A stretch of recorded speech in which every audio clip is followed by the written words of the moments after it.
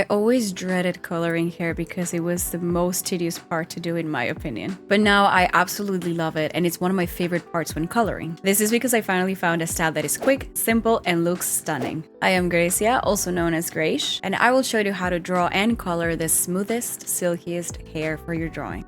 I will walk you through first on how I draw hair. To shape the hair, use your favorite line art brush. I have a short video on my YouTube channel on the settings for my line art brush, if you'd like to check that out. Start by shaping the hair strands as thin as possible to create texture. You could also opt to draw thicker strands without any thin lines in the middle to create a more voluminous hair. This is just the way I tend to draw hair to give it more movement and shape. I play around with different layers of hair, like shorter and longer strands all over the place to make it more dynamic. At the bottom, since Nami is laying on her side, her hair falls on the floor and it adapts the shape as if it's recoiling and it's spread all around in a messy way. I will skip the rest of the coloring of this artwork to focus mainly on coloring the hair. Clipping mask will be your best tool for coloring, especially for hair. Create a new layer that will be used only for the hair base color. This has to be below the line art, of course. Make sure to color every single part of the hair, including those stubborn tiny pixels. This is the only time where you need to double check everything has been colored, since this is important for the clipping mask option to properly work. So we will now be adding a new layer above our hair base color,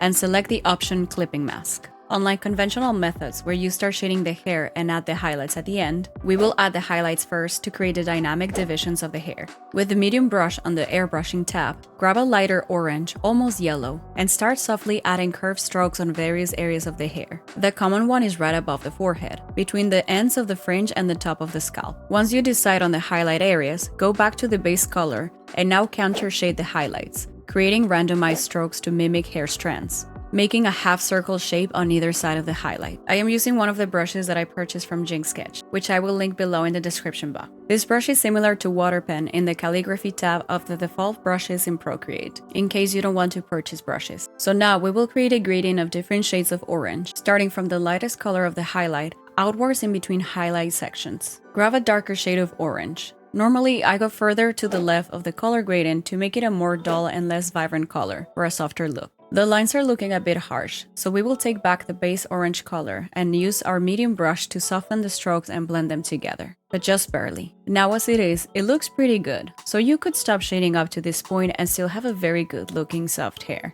You just need one base color, one shade color, and one highlight color to make the hair look very smooth and clean. However, I like to go a little overboard and make it more texturized, so I will go back to using the custom brush and size it down. I will grab a darker maroon tone and start creating additional dark strokes closer to the line art to make it a little more three-dimensional. You can continue with this effect with another tone to create contrast in the thin strokes. Now, we will move on to add more highlights to the hair. So go to the layer where you have the highlights. I have this layer with the blending mode add as usual, and gently paint over the highlighted areas with a light orange color. Go back and forth using the same brush in the eraser tool to crop out the highlights and make it thinner and more dynamic, as opposed to a cloud of highlight. Finally, you can add thinner strokes again with the same color and on the same highlight layer to create a shinier look. I like to erase softly the ends of the strokes so they blend into the gradient of the hair more naturally.